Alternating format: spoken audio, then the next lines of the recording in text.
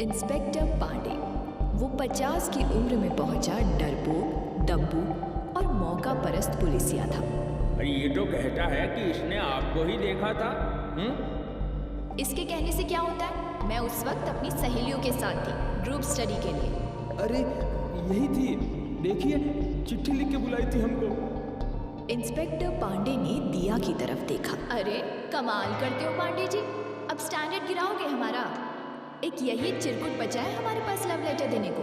अरे नहीं नहीं, बिल्कुल नहीं। क्या बकता है? दिया मैडम ऐसी है क्या?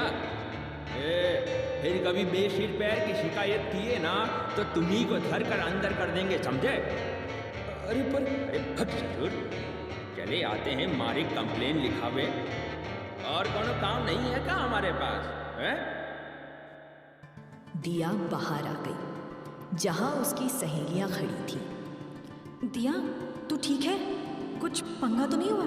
अरे नहीं यार, उस पंख नुचे मुर्गी के लिए पांडे मुझसे उलझेगा क्या?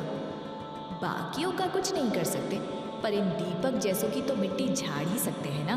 साली। सबने मुड़कर देखा। दीपक एक बाइक पर बैठा उनके सामने था। तुझे तो मैं देख लूंगा। उसने पहले दिया फिर पूजा पर अपनी डेढ़ नजर डाली। पिछली रात की धुलाई के बाद से उसकी एक आंख पूरी खुल नहीं रही थी। दफा हो जा यहाँ से, नहीं तो पटक के मारूंगी। एक सुबह दिया कॉलेज के लिए निकलने वाली थी जब उसका ध्यान टीवी पर गया। नमस्कार, आज मैं लेकर आया हूँ एक एक्सक्लूसिव रिपोर्ट। जी हाँ, एक ऐसा स्टेशन जहाँ रात को जाने की पाबंदी है। कहते हैं इस भूतिया स्टेशन पर रात में जाना मना है। वहाँ कुछ ऐसा है जो लोगों के मन। अरे यही तो राजीव का घर है, मेरा दोस्त। दिया जानबूझकर अपनी मम्मी को चिढ़ाने के लिए पापा से बोली, वाह पापा, फिर तो चलते हैं राजीव अंकल के घर, मजा आएगा, है ना? मुझे ये स्टेशन देखना है। चल हट, भूत है वहाँ। देख टीवी में क्या बता रहे हैं। नहीं जाना बस।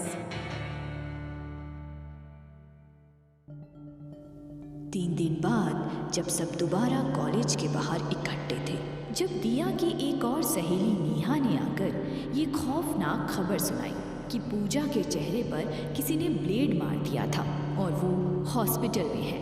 दीपक जैसे छिचोरे की इतनी हिम्मत, जरूर उन लोगों की हरकत होगी जो आते जाते छेड़खानी करते हैं।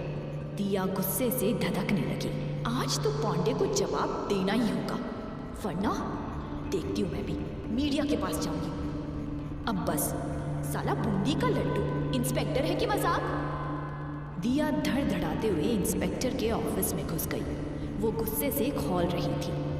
मैं पूछ सकती हूँ कि? वो चुप हो गई और मूर्ति की तरह स्थिर सामने देखने लगी। आज सीट पर फटे तरबूज की तरह पांडे जी नहीं बैठे थे, कोई दूसरा इंस्पेक्टर था। ऊंचा, पूरा गोरा चड्डा। दिया ने उसकी लंबी नाक और गहरी आंखों वाले चेहरे को देखा और सब भूल गई कि वहां क्यों आई थी। कहिए, क्या पूछनी थी आप? अब वो पांडे जी। उनका ट्रांसफर हो गया, अब मैं यहाँ का इंचार्ज हूँ। ओह अच्छा, वो मैं। Will you please sit? दिया जल्दी से बैठ गई और उसने सारी समस्या उस नए इंस्पेक्टर के सामने रखी। गंभीर समस्या है ये। और कोई कुछ करता भी नहीं, कई बार तो फोन भी नहीं उठता इधर। देखिए, मुजरिम को केवल अपराध करते वक्त ही पकड़ा जा सकता है। आप एक काम कीजिए, मेरा पर्सनल नंबर भी रखिए और जैसे इस तरह की कोई घटना हो तुरंत मुझे कॉल करके बताइए, चाहे कोई भी वक्त हो। ओके? दिया हक बकाई सी देखने लगी। ऐसे व्यवहार की तो उसे उम्मीद भी नहीं थी। उसने अपने मोबाइल पर नए इंस्पेक्टर साहब का नंबर ले लिया।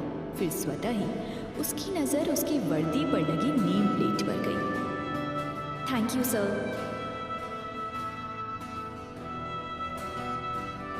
बाहर आते समय उसके दिमाग में एक ही बात चल रही थी, यार कितना हैंडसम है।